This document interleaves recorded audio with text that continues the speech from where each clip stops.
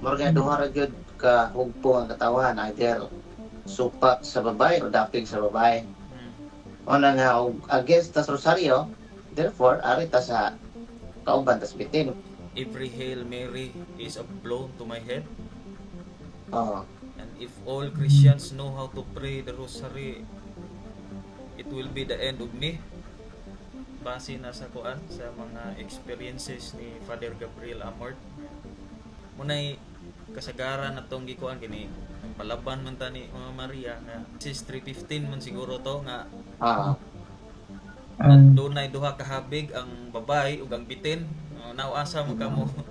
Asa man ka aning punduka, nasakop ba kas babae o nasakop kas bitin. o against sila sa mahal nga birhen, therefore kontra siya sa babae, pabor siya sa bitin. Ah, Una siya gitawag og proto-evangelium nga unang ebanghelyo nga di gyud magkauban ang kaliwat sa bitin o kaliwat sa babae. Moro na katong gi-highlight ni Pariken ganiya, moro nga duha ra gyud ka hugpong ang katawan, either supak sa babae o dapig sa babae.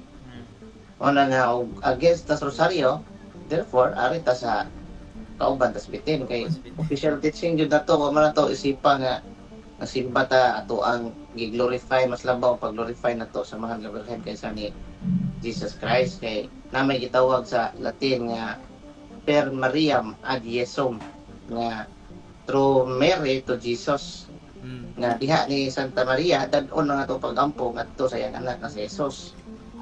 Unya mingon man ang mga protestante nga ano magi pa man ni Santa Maria nga ditso na day kay namas gabito man lang suwat ni San Pablo hud 1 Timoteo 4:5.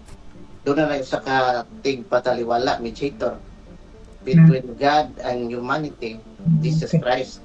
So nga no, matto pamanta ni Maria nga si Kristo naman tig pataliwala nga to siya amahan. Kana wa gid nila masabti kay sakto man na nga teksto nga ang tig pataliwala sa amahan ug sa tao si Kristo. Pero doon naman tayo gitawag intercession of saints nga ana to mga pagampo din syuta dalon sa mga santos ngadto sa iyang anak. Kay ang kadugtungan nato mga buhi wa man mahuman diha sa kamatayon. Naman ito ang communion of saints nga ang mga santo sa langit nagampo para nato. So si Mama Mary, siya man ang inahan siya anak. Apil siya nga nagampo para nato ngadto sa iyang anak. So mana nga mingon bitaw sila nga ampo mo nga balik-balik man ang pagampo. Kung sayop ang pagbalik-balik o pagampo, unang masayop ang atong Ginoong Jesucristo. Kay sa Mateo 26:44 mabasa to pre. Mibiya na usab si Jesus kanila ug nagampo sa ikatulong higayon sa samang mga pulong. No, see? Kung ang logic o understanding sa mga protestante ato sabton nga sayop ang pagbalik-balik o pagampo, una din nasayop si Kristo, nagbalik-balik mo sa kampo. So, mas masabot na to nga ang pagampo, kung ang pagampo kato imong gingon kaniya prolongas imong gisulti nga gikas sa to kasing-kasing dunay maayo nga intensyon ng pagampo, dili siya sayop. Kay mismo ato Ginoo nagbalik-balik mo pagampo.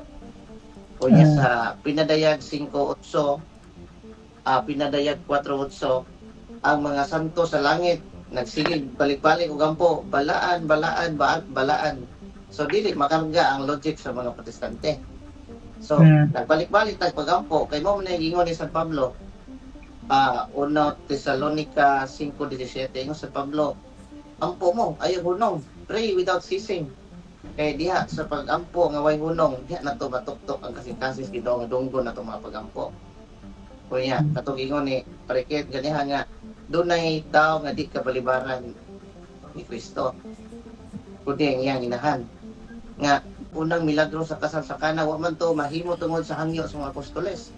Nahimo to tungod sa hangyo sa usa ka inahan. Mao na nga kita nagpatabang ta ni Santa Maria tungod kay naay naa ni Maria nga dili kabalibaran sa iyang anak. Mao na nga diha sa pagampo sa Santos nga Rosario nagpatabang ta kay ang hangyo sa usa kay nahang dili man kabalibaran sa iyang anak. Kaya sa Catechism sa simbahan katong imong gipambasa ganiha. CCC 971 Marian devotion lead to Jesus. So ang simbahan na definitive statement ng simbahan nga ang pagduol na to ni Maria dadton ta niya sa iyang anak ay iyang anak. So dili sakto ang pagsabot sa mga protestante. So dapat kita may mopasabot sa mga protestante unsa to pagtulunan dili kay sila ang mopasabot na to. Kay insulto kayo ang langgam ba musab sa dagat para tudloan ang mga isda sa paglangoy. So ang makasabot ra jud sa pagtulunan nga makadiscuss insakto kita ang mga nagtuon nga Katoliko. Eh obligasyon na to nga motudlo sa to mga kaigsuonan kay matud pa sa Canon Law 229 nga we faithful kinahanglan doon natay kapasidad, abilidad nga motudlo o modepensa sa atong pagtulunan. Mato na discuss naman nga tanan nga Christocentric nga ang kinabuhi ni Kristo mo ang sentro sa Santos nga Rosario.